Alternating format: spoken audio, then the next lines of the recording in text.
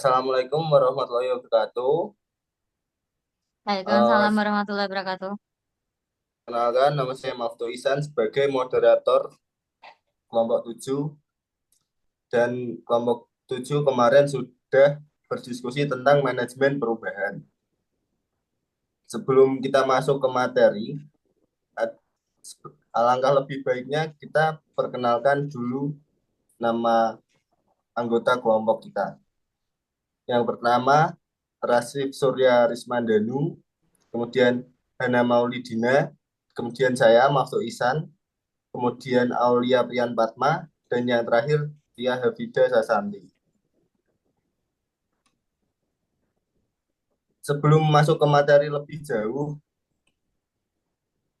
kemarin kelompok kami telah mendapatkan beberapa materi, yaitu yang pertama pengertian manajemen perubahan, yang kedua tujuan, yang ketiga resistensi manajemen perubahan, yang keempat jenis-jenis manajemen perubahan, dan yang terakhir contoh.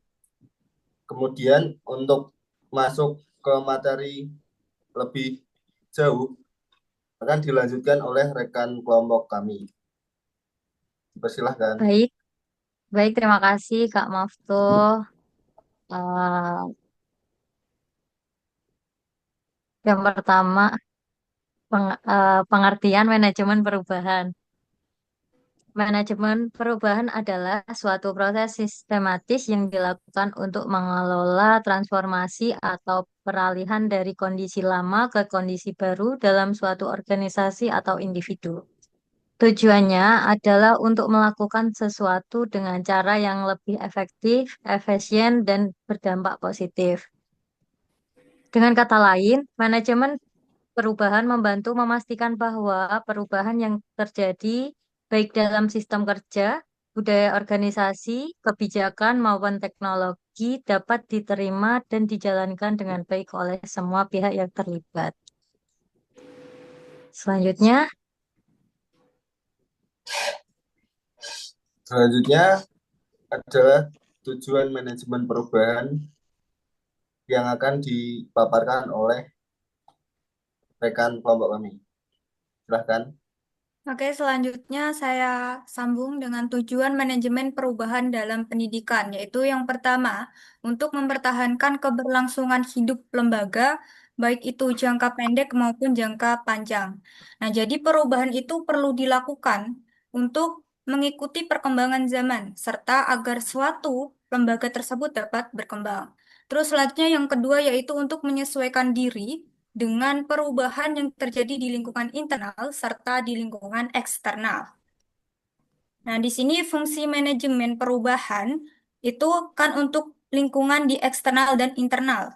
Di lingkungan internal itu semisal seperti peserta didik yang semakin bertambah atau mungkin dari SDM yang semakin meningkat serta fasilitas-fasilitas yang dipunyai itu semakin bertambah.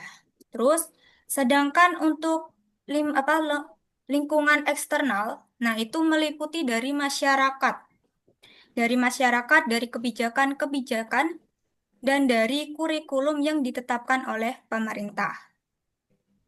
Terus yang terakhir, yaitu untuk memperbaiki efektivitas lembaga agar dapat bersaing dalam hal prestasi dengan lembaga lain. Nah, di sini perubahan perlu diterapkan agar dapat meningkatkan prestasi, terutama untuk mendongkrak prestasi siswa. Dalam hal ini, untuk kompetisi dengan lembaga lain. Untuk selanjutnya bisa di next. Selanjutnya adalah resistensi manajemen perubahan. Resistensi perubahan merupakan reaksi alamiah terhadap sesuatu yang menyebabkan gangguan dan hilangnya keseimbangan ekuilibrium. Konsekuensi dari resistensi manajemen perubahan yaitu diikuti oleh perubahan baik atas inisiatif sendiri atau dilakukan oleh orang lain. Kemudian overt resistensi bersifat jelas terhadap perubahan lembaga, pengumuman rapat, dan lain-lain. Covert resistensi bersifat tersembunyi yang berjalan tanpa pemberitahuan. Untuk selanjutnya, akan dipaparkan oleh rekan kelompok kami. Dipersilahkan. Baik, selanjutnya ada jenis manajemen perubahan. Menurut Haris Chandra pada tahun 2007, beliau menuturkan bahwasanya ada tiga jenis perubahan dalam sebuah organisasi, yaitu yang pertama ada smooth incremental change, di mana perubahan terjadi secara lambat, sistematis, dan dapat diprediksi serta mencakup rentetan perubahan dalam kecepatan konstan. Dan yang kedua ada bumpy incremental change, di mana perubahan ini dicirikan sebagai periode relatif tenang yang sekali-sekali disela percepatan gerak perubahan yang dipicu oleh perubahan lingkungan, organisasi, dan juga bisa bersumber dari internal seperti tuntutan peningkatan efisiensi dan perbaikan metode kerja. Dan yang terakhir ada discontinuous change, di mana perubahan ditandai dengan pergeseran cepat atas strategi, struktur, budaya, dan ketiganya sekaligus secara berbarengan. Discontinuous change adalah frame breaking change, yaitu perubahan yang bersifat revolusioner dan sangat cepat. Next. Untuk selanjutnya, ada contoh kasus yang akan dipaparkan oleh rekan kelompok kami. Dipersilahkan.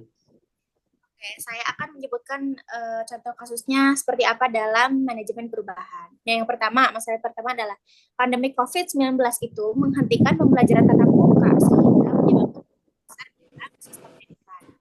Nah, solusi apa yang didapatkan dari manajemen perubahan? Yaitu solusi yang digunakan dalam manajemen perubahan adalah dengan melakukan digitalisasi pembelajaran secara menyeluruh, mulai menggunakan aplikasi seperti Zoom, Google Meet, dan Google Classroom. Kemudian kita contoh ke permasalahan yang kedua, yaitu pengerjaan tugas dengan menggunakan sumber data yang sudah digunakan. Nah, solusinya adalah dalam manajemen perubahan menggunakan bantuan Google AI untuk memudahkan pencarian referensi, tentunya dengan parafrase terlebih dahulu sebagai sumber informasi atau referensi tugas. Sekian yang dapat kami paparkan dari penjelasan kelompok kami. Untuk kurang lebihnya mohon maaf jika ada kekurangan. Saya akhiri. Wassalamualaikum warahmatullahi wabarakatuh.